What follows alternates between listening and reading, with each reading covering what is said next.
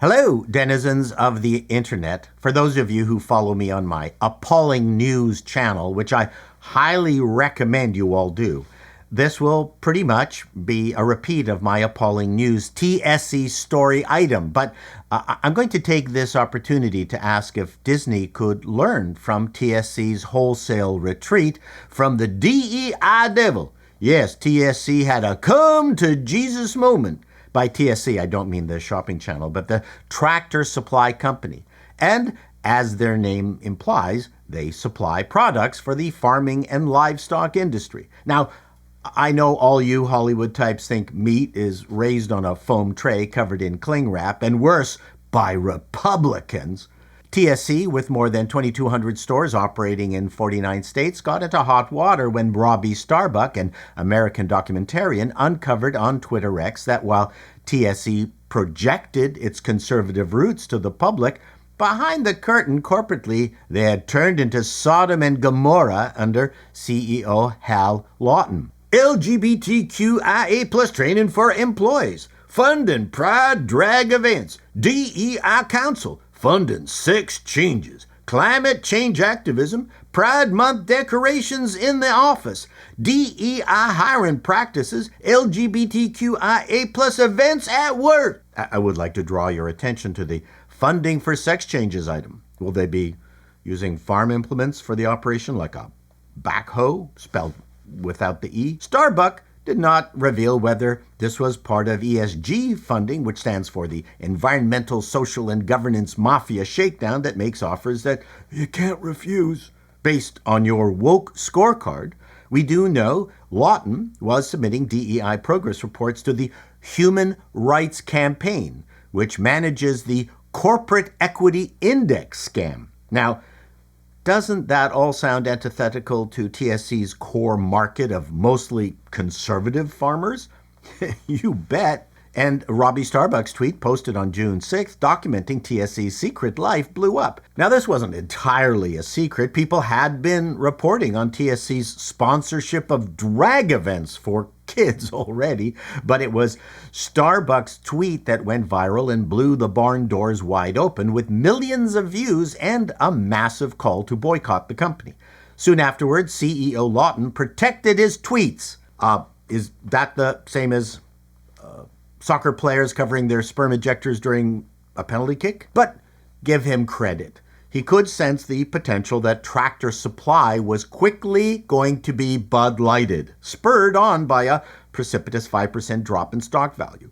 Within a month, TSC abandoned LGBT and progressive causes. Tractor Supply said in a statement, "Going forward, we will ensure our activities and giving tie directly to our business. For instance, this means we will further focus on rural America priorities, including agricultural education, animal welfare, veteran causes, and being a good neighbor." I am shocked by this radical display of common sense. Unfortunately, it didn't end in time to stop TSC from giving 14,000 employees sensitivity training. There you go, Hollywood. It took TSC no time to come to its senses and decide that profitability was more important and more inclusive than pandering. How hard would it be for Disney? Well, unlike TSC, Disney HQ and much of Hollywood is a hive of progressive flying monkeys. Hollywood has never cared about Middle America and thinks the world ends at West Covina. Disney is also run by avowed Democrat Bob Iger, someone who once had aspirations of becoming president. And of course, any about-face would cause a massive backlash. TSC came under a firestorm from the usual progressive suspects who had a fit. Tractor Supply caves to far-right homophobia and drops all LGBTQ plus support. Let's unpack this headline. First of all, the majority of Tractor Supply's clientele are conservatives, except for the hobby farmers who manage to grow 2 organic potatoes in a pot on their condo's balcony. Progressives use far-right as a Nazi-adjacent slur, if not wanting to have their kids watch a drag performer wearing split-crotch panties while writhing on the ground performing the Macarena makes one far-right, then guilty as charged. Nowhere did TSC say they were dropping rainbow support. The Advocate is just mad that the sycophantic overt display of corporate pandering has been stopped and one less client for ads. They also don't know farmers. It doesn't matter if a farmer likes to sing show tunes while riding their combine dressed as Ethel Merman. If they needed help to bring in the crops, neighboring farmers would be there, no questions asked. Tractor Supply's crime was to bring back the null proposition where everyone should be treated equally. Seeds and fertilizer do not care about your gender preference, whether you eat out or in, or your skin color. Eric Bloom, VP of Programs for a Human Rights Campaign, denounced the move, saying, "How are we going to extort money out of TSC now?" GLAAD President Sarah Kate Ellis said LGBTQ people in rural areas should feel safe in their communities and the stores where they shop, she said. Tractor Supply's embarrassing capitulation to the petty whims of anti-LGBTQ extremists puts the company out of touch with the vast majority of Americans. Yes, of course. All TSC stores will immediately be ripping down their posters of Tommy Tune and no longer making available seed corn in rainbow shades. John Boyd, founder of the National Black Farmers Association, also jumped on the victim train. I think it's a step backward, especially for black farmers. It sends the wrong signal as far as companies doing more with diversity. Once again, we have no idea how this will impact black farmers, and Boyd, who runs an advocacy group, provides no receipts.